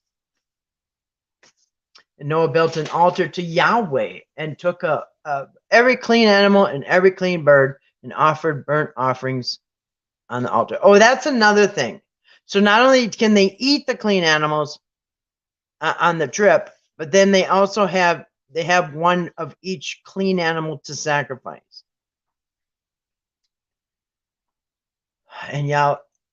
Okay, so Noah built an altar to Yahweh and took of every clean animal and every clean bird, offered burnt offerings on the altar. Then Yahweh smelled the pleasing odor. Yahweh said in his heart, "I will never again curse the ground because of man, for the imagination of," this is after he's smelling steak cooking. He's smelling steak cooking. So Yahweh smelled the pleasing odor. Yahweh said in his heart, "I'll never again curse the earth because of man, for the imagination of man's heart is evil from his youth. Neither will I ever again destroy every living creature as I have done. while the earth remains, seed time and harvest, cold and heat, summer, winter, and day and night shall not cease. Want to know weather modifications? Done kind of a challenge to that. Just trying to challenge that, isn't it? So we're almost done here. And God pleased Noah and his sons and said to them, be fruitful and multiply and fill the earth. Fear of you and the dread of you shall be on every beast of the earth. So now this is the part where he is giving domain of all the animals over them. So he's giving them the green light to go and eat and do what you want with the animals from now on. And God blessed Noah and his sons and said to them, be fruitful, multiply, fill the earth. The fear of you and the dread of you shall be upon every beast of the earth, and upon every bird of the air, upon everything that creeps on the ground, and all the fish of the sea. Into your hand they are delivered. Every moving, living thing that lives shall be food for you, as I gave you the green plants. I give you everything. So here we moved from being vegetarians to meat eaters. This is the first time God's given them domain. Do whatever you want with the animals. They're going to be afraid of you. You're the boss. Now every moving thing that lives shall be food for you. So he's giving them okay to eat meat. As I give you the green plants, I give you everything. Just so as I gave you the green plants to eat before, I'm giving you everything to eat now. Only you shall not eat flesh with its life. Yeah, so don't eat nothing while it's still alive. Oh, I've seen, anyway. You know those videos where they're eating the fish and it flops? Anyway. I give you everything. Only you shall not eat flesh with its life, that is, its blood. For your lifeblood, I will surely require a reckoning. Of every beast, I will require it, and of man. And of every brother, I will require the life of man. Every man's brother, I will require the life of man. Whoever sheds the blood of man, by man shall his blood be shed. Oh, he's laying down some laws now. You killed, yeah, after that Cain and Abel thing, he's got to make up some laws now. That whole Cain and Abel incident back when. So yeah, there's rules now. You can eat them, but don't eat the blood. And that goes on for the whole Old Testament. So, it says you can't eat, you can't drink blood or eat blood, or you got to stay away from blood. Don't consume blood. But in the New Testament, well, specifically in the Gospel of John, you're supposed to eat Jesus' flesh and drink his blood and bathe in it and clean yourself with it. But in the whole Old Testament, starting here, blood. Don't eat the blood. Stay away from the blood. Don't eat flesh with blood. And if you take blood of a man, your blood will be shed. As you've shed blood, yours will be shed. Blood, blood, blood, blood, blood, blood, blood, blood. All right, for God made man in his own image, and you be fruitful and multiply, bring forth abundantly to the earth and multiply it. And God said to Noah and to his sons, behold, I establish my covenant with you and your descendants after you, and with every living creature that is with you, the birds, the cattle, and every beast of the earth with you, as many as come out of the ark. I establish my covenant with you, that never again shall all flesh be cut off by the waters of the flood, and never again shall there be a flood to destroy the earth. And God said, this is the sign of the covenant which I make between me and you and every living creature that is with you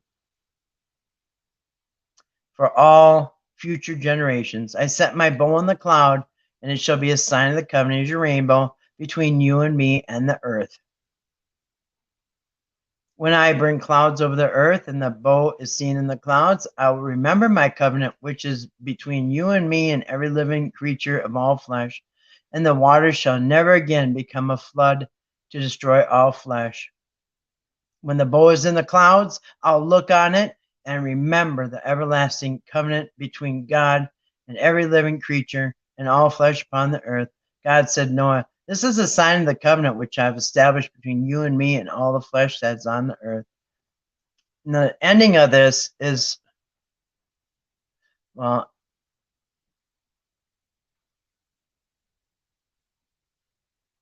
I'm going to end there because that is the end of the flood. The next goes into where they tilled the land, and you know what happens after there. Glunk, glunk, glunk. All right. And I've really learned some interesting stuff about that. Remember because the very next in chapter 9 tells you about what here. In chapter 9 it is when they planted the vineyard, remember? And then Noah made the wine and got drunk. Well, Noah, he got drunk. Here it is right here. Noah first tilled the soil and planted the vineyard, and he drank of the wine and became drunk and laid uncovered in his tent. And then his 3 sons came in, Ham, Shem, and Japheth. And I guess so. There was a rule back then. Now remember, this story gets really weird after this because, and this is kind of I'm done with the flood story, but I got to comment on this. And Ham, the father of Canaan, all right, Canaan, saw the nakedness of his father and told his 2 brothers outside. And Shem and Japheth took the garment, laid it upon their shoulders, and walked backwards and covered his nakedness of their father. Their faces were turned away. Well, what happens, in case anybody doesn't know? So Noah gets drunk. He planted a vineyard, got drunk, and he's laying naked on his bed. And some people, I heard for years people saying, well, when he uncovered the nakedness, that means that Ham went and slept with his wife or something. No, that's not what it is. That's not uncovering the nakedness. When he saw the nakedness, when Ham saw Noah, his dad, naked, that broke a big rule back then. You never were to see your father naked, or your mom or dad's sex slave or whatever. You are not to see your parents naked, and you never were supposed to see your dad naked. All right. So the thing is, Ham saw the dad naked. He saw Noah naked, and he went and told his nigga. Instead, he shouldn't have even said nothing. But instead, he went out and told his 2 brothers outside. Then Shem and Japheth took a garment, laid it upon their shoulders, and walked backwards and covered their dad up. And their faces were turned away, and they did not see their father's nakedness. Do you see that?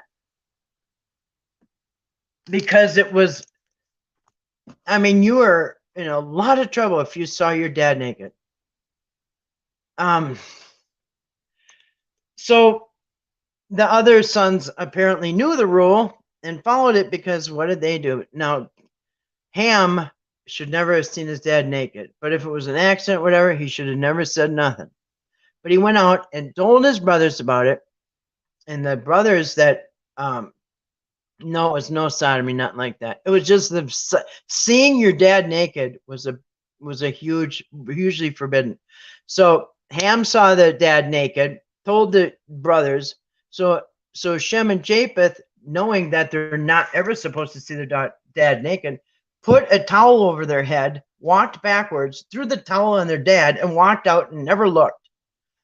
And what happened? Now, this is a weird thing. It takes a weird turn. Instead of like Noah waking up and finding out and being really mad at Ham, Noah wakes up and curses Ham's grandchildren. Or no, Ham's children.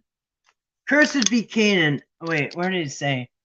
Then Noah woke from his wine and knew his youngest son, what his youngest son had done to him, and said, cursed be Canaan, a slave of slaves shall he be to his brothers. So first of all, he cursed be Canaan, a slave of slaves shall be to his brother. He said, blessed. Now, why cursed be Canaan? He said, blessed by Yahweh, my God, be Shem, and let Canaan be his slave. Where is it? Anyway, so he's cursing. Basically, he's cursing his offspring. God enlarged Japheth and let him dwell in the tents of Shem, and let Canaan be his slave. So he cursed Canaan, which is what his grandson grandson, son or whatever. He didn't even curse Ham. He cursed his offspring. And then after the flood, Noah lived 350 years, and the days of Noah were 950 years, and he died. Anyway, let's see if there's anything else I want to go through here. Then we'll get off of here. You like the smell of lemongrass? I like the smell of grass, personally.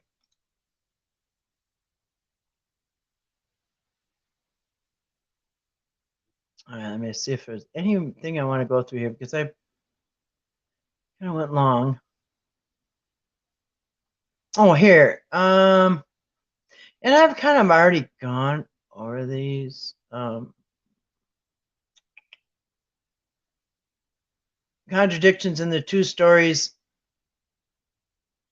All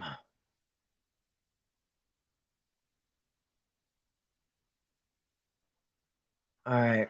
So you can see also in the two stories, you got two different languages. One's called and two different everything really. Wasn't it forbidden to curse your own children directly? So he cursed his grandchild and said, yeah, I think it was something like that. I can't remember the reason, but yeah, so you can't curse your own kids. So okay, the poor grandkid gets born, and guess what? Congratulations, you had a baby that's cursed now. What? Because your dad walked in and saw your grandpa naked. What does that have to do with me? It's just a technicality. Nothing to do with you. You are going to be cursed. And your dad had to be your uncle's slave, if that makes you feel better. My computer just went blank here. I don't know what's going on. Anyway. Yeah, thanks, Grandpa. I could just imagine my son. When he's like 5 years old, I gotta sit him down and tell him, yeah, I gotta tell you something. You're gonna be cursed your whole life. Well, why? Because your daddy walked in on your grandpa and saw him naked, and he couldn't really curse your dad, so he cursed you. Yeah, what? I don't. It's just so weird. My computer went completely black, not responding. Doesn't have a pulse, no respirations. I don't know what's going on here. I may have to zap it with some paddles. Hold on a second. I think I overwhelmed it. Maybe it's time to just stop. Oh, last night my phone died. So here's what I've learned.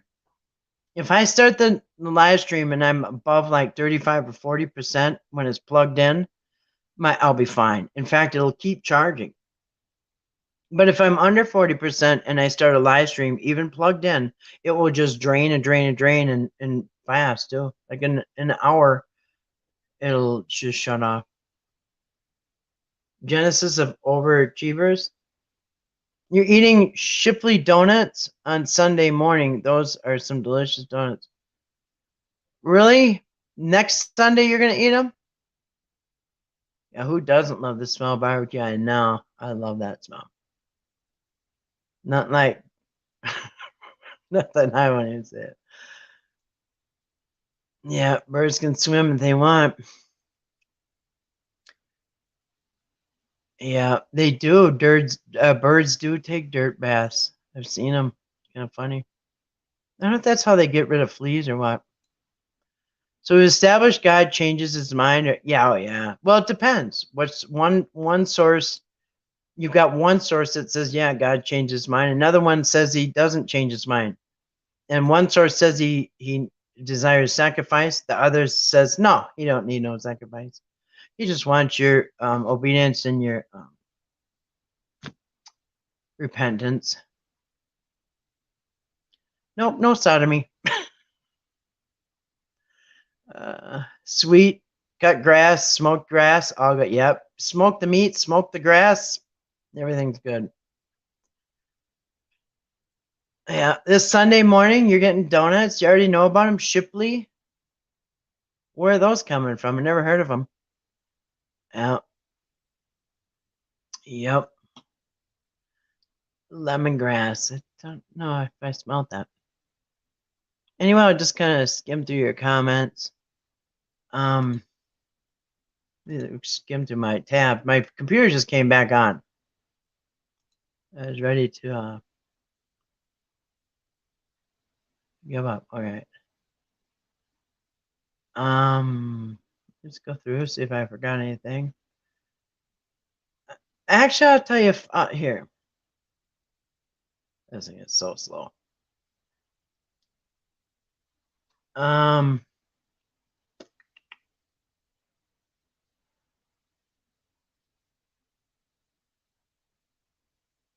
So there's a lot of articles like this.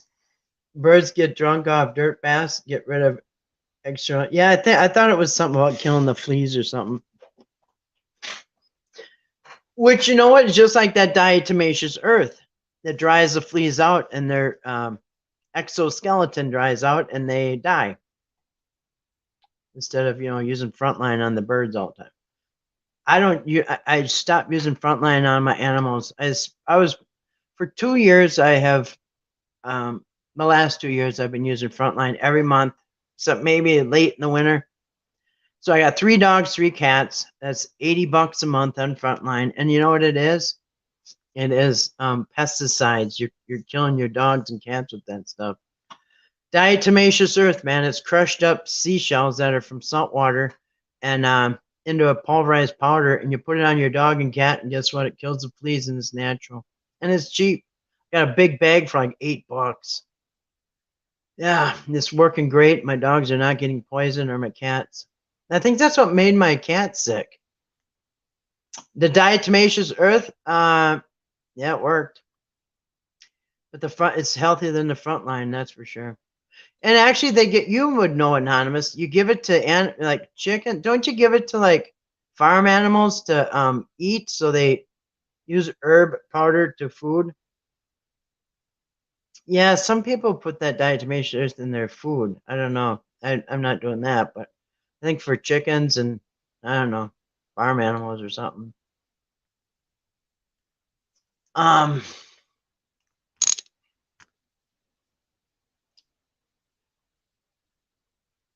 me see it. 2 creation stories. 2 creation stories in Genesis, also 2 creation stories in the beginning and Genesis. First is in the 6-day creation story. Wait, I'm sorry, I'm on the wrong story. Here, 2 flood stories. Here it is. You see the trend. Old Testament has 2 different incompatible stories. Each is too precious for ancient editors to discard. Nope. Yeah. Yep. You look into it yourself. Yep. Let's see here. Yeah, I'm not a doctor. I'm not a vet, but I've changed my dog's diets into raw diet. They get home cooked meals, and they get them all off of all that stuff. That's my personal choice. But yep, I'm not a vet, not giving out medical advice. Just do your research. Yep. Yeah, see, that's why. Yeah, he said probably DE everywhere. Also, yep. I do not put it in my garden just for that. You know what? You got to be careful, because it is such a good pesticide that if you sprinkle it in your garden, you're gonna kill the good bugs, and that you don't want to kill bees. The last thing you do is want to kill bees. I got so many bees around here pollinating things. I don't want not one single bee to die. So yeah, diatomaceous earth is it works almost too good. So if you don't sprinkle it in your garden or anywhere else, because you take it yourself, yeah. Yep, check into it. Diatomaceous earth is very cheap. I got a big giant bag. And yep. And you can like put it around your doorway so you don't have bugs coming in your house or whatever. It's everywhere. Kids, good beetles, yeah. Yeah, I don't put it everywhere. I just use it on my dogs and cats now.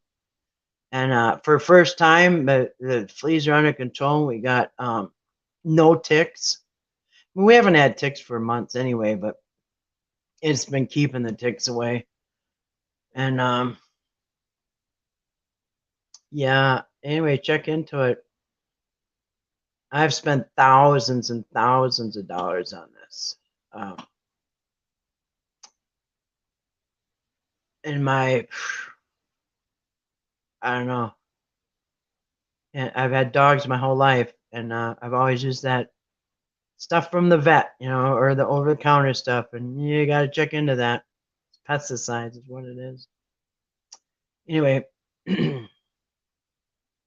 so yep, 2 flood stories. You can. There's a lot of sources.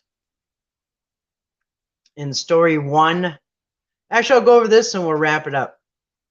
Essential oils, even in water, herbs for the wind. Yeah. Yep. Yep. I'm trying to do everything natural. And we'll summarize this. In flood story 1, the older story, remember, that is the Yahweh source, because that's the older one. Priestly came a couple hundred years later. But in flood story number 1, the older story, Noah takes 7 pairs of all clean animals plus 1 pair of the other animals. Once on board with his family, it rained for 40 days and 40 nights, 40 being symbolic number for the quite a lot. Whenever they say 40, sometimes in the Bible, when they say 40, it just means a long time or a lot. Literally. And everything outside the ark was killed. Noah sent out a dove to scout for dry land. On the second try, it returned with an olive leaf. Back on dry land, Noah sacrificed one of every clean animal to Yahweh, and Yahweh promised to never destroy the earth again, not by a flood anyway. In the second story, God is named, and his name is not Yahweh, but Elohim, which is God. And specifics about the design of the ark are given, with just 1 pair of each animal, plus provisions. Now Noah, now 600 years old, the family go into the ark. This time the water comes not from rain, but from the fountains of the great deep and the windows of heaven. So that's the one thing I forgot to tell about the 2 stories. In the first story, it rained. It just rained and rained and rained. And on the second story, God opened up ground sprinklers, so it came from the ground, and then he opened windows up above, and it came from. And I'm going to tell you why, because in the story where he fled, this second story here, story number 2, this time the water comes not from rain, but from the fountains of the great deep and the windows from heaven. All right. Why? Because remember, at the beginning, it did not rain. God didn't rain. When at the beginning with the Adam and Eve, it was dew. Remember? Dew. Dew is where the water came from. The dew is how things got. And then, so there was no rain. Okay, so in this story, to make the water come out, you open the windows from up above in the firmament, and you also put ground sprinklers. So you squirt it from the top, squirt it from the bottom. But in the first story, it was rain. Right? But now these people opening up windows and doing ground sprinklers, they didn't know about the rain, right? I guess. But in this story, it rained. Story number 1, it rained. Story number 2, it didn't. Anyway, because remember, it was always dew. Dew comes again. Yeah. A leading explanation the Old Testament story pairs is the documentary hypotheses. It answers a lot of questions and proposes 4 original documents that were merged to make the Pentateuch, the Bible's first 5 books. The Christians call it the Pentateuch. The Hebrews call it the Jews call it the Torah. Read more on the 2 flood stories documented. Anyway, so I think that's about it. We'll wrap it up. Different herbs for respiratory health, gut, exactly. There's always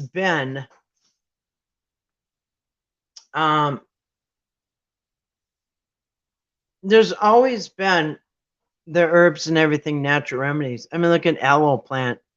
You can use that for so many things, but it's always been around. But when they wanted They want to run the world with pharmacia and all your pharmaceuticals, and they want everything to turn into medications and stuff. What did they do? They started discrediting home remedies. Um, they would say call it an old wives' tale, and make people think that these remedies were just nonsense, old wives' tales. You know what I mean? God makes herbs for every disease under the heaven. That is true. True that. God does. He makes a herb for everything, you guys. It's out there. I mean, just out in your yard. Stuff that it's another crazy thing. All the herbs out in your yard, you wouldn't even believe. Weed, marijuana is a herb. You know what? As a matter of fact, Omar, I agree. As a matter of fact, back in the Old Testament, they make anointing oil out of marijuana. What it is cannabis and olive oil and what was the thing that made it smell good? Yeah, so anointing oil is made out of cannabis. And I've always been honest about I'm 420 friendly. I'm never been against weed. And if you can get off a bunch of pharmaceuticals, trade that up for a joint, I think that's a much better deal. Good old 6-year-old cartoon about snake oil salesman. And look, I know. And as a matter of fact, camphor, I don't know. I forgot what it's called. Matter of fact, then all the shows you see, they had snake oil salesmen. Well, that's your pharmacy. That was a traveling Walgreens. You know what I mean? Funny how herbalists were called witches and burned at the stake. Who sent them to the barbecue? Christians who didn't agree with their exact same belief. That's right. As a matter of fact, a lot of people got burned by Christians. What were the Puritans or who was it? The early Christians were burning people because they had all kinds of alternative things. They just burn them. And you know what? If you ever, now the Christians run to the doctors. I know. Ironically not. Government sells weed in Canada now? Yep. Oh, it sells weed here too. In fact, you know what? August 1st, 30 days ago, marijuana was legalized in Minnesota, where I live. Yep, finally got legal in Minnesota. So next year, there'll be marijuana shops everywhere. Right now, the only marijuana shop that you can go to is up on the Indian reservation at the, what's it called? The Red Lake Reservation. Remember there was back in the day when they first started the school, Pow Pows? They were on, one of on TV was from Red Lake Reservation, which is way up. It's like 5 hours from the cities. You can sprinkle any white powder on it they want. Terrible. I know. Yep. Yeah, well, anything you don't want to buy from the government. You don't want to buy anything from the government. You don't want to you don't want to buy food. You don't want to buy anything from them. Yeah, stay away from anything from the government. The Christians will warn you not to take pharmacia, but they will take the drugs prescribed by their doctors. I know. That is true.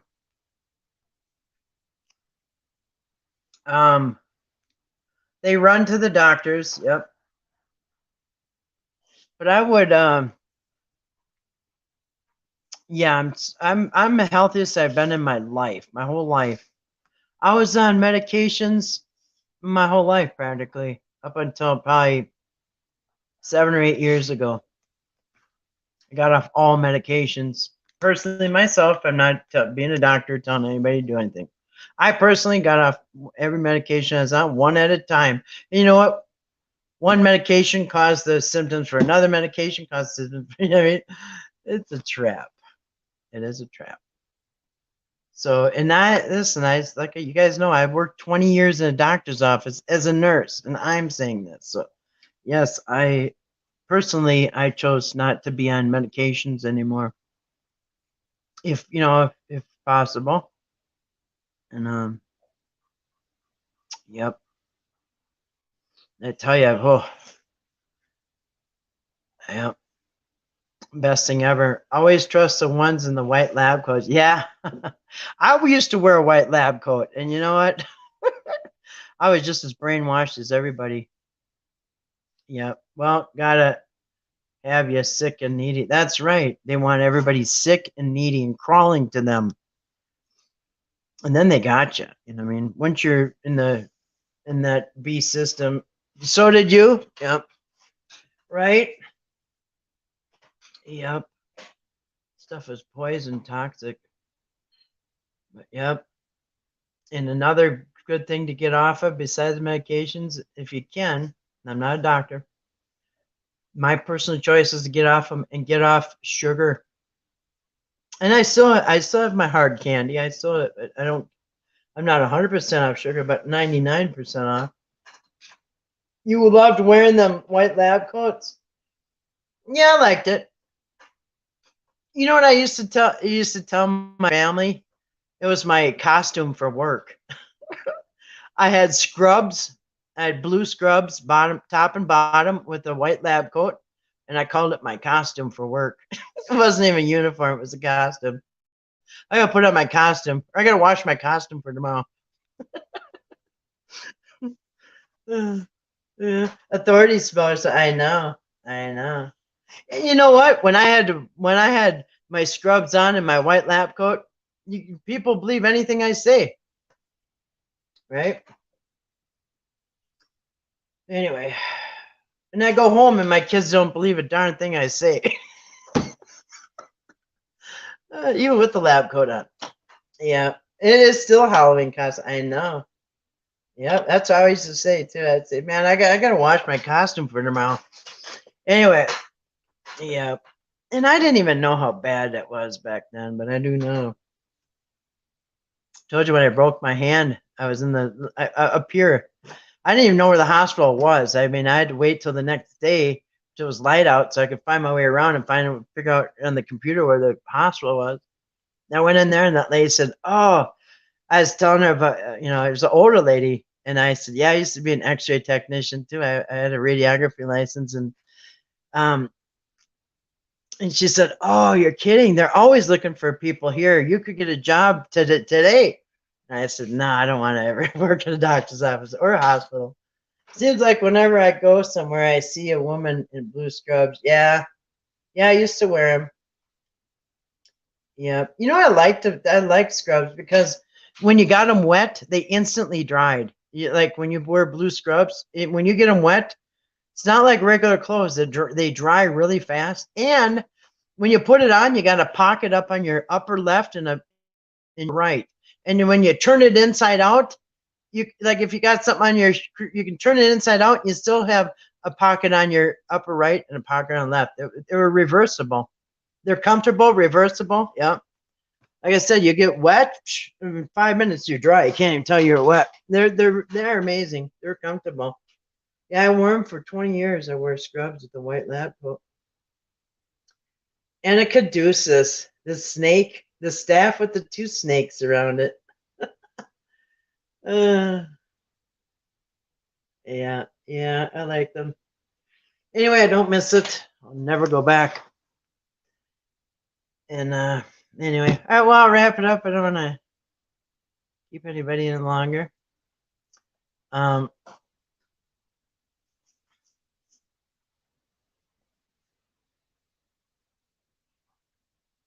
Yep.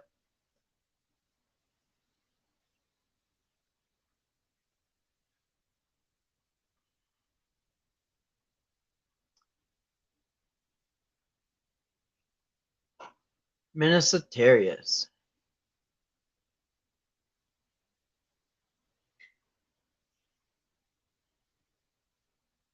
And they should make the gap on back of hospital gowns. Yeah, tell me about it. Tell me about it. Hospital gowns are a joke. I think they're purposely made like that to humiliate people. They could make them better. Just give them a bathrobe. I mean, what the heck is that? Anyway, yeah, I lived with that. I had to have everybody put on a gown. Believe me, I could go on an hour about those gowns. I think they're purposely like that to humiliate everybody and not fit anybody. And yeah, they could just hand you a bathrobe, but they don't. Anyway, all right, love you guys. Thanks for coming in, everybody. Hope to see you tomorrow night. Tomorrow night is Friday night. We just usually kick back and we just chill. To save money on fabric. Nah, I think it's more than that. I think it's some kind of humiliation ritual or something. I don't know. Anyway, come on, strings all over the place. None of them even match up, and you're nothing ties to nothing. It's just all on purpose. You know what I mean? Anyway, and anybody over, I don't know, not even that big, you have to have two. You have to put one on the front and one on the back. Otherwise, you walk around with your rear end out. I mean, or people come out with it wide open in the front. They put it on backwards and come out walking out front on purpose. So you have to look at them. Anyway, all right. Well, I'll say good night. And yeah, I don't like those gowns. Anyway, have a good night, everybody. Have an awesome Friday. I hope you all have a great day tomorrow. And I hope to see you tomorrow night. We're just going to chill. I will put up a link tomorrow. If anybody wants to come in and chat, you'll be welcome to come in and chat. I'll put up a link. Real easy. Click the link. Talk. And maybe, I don't know if we'll play some trivia or something. I don't know. It'll just be a fun night, as always, on Friday. So have a good rest of the evening. Have a great day. If you're listening on the replay, thanks for listening on the replay. And anyway.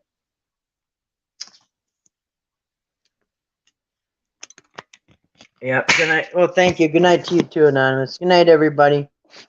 Love you all, and God bless you. So, anyway, peace.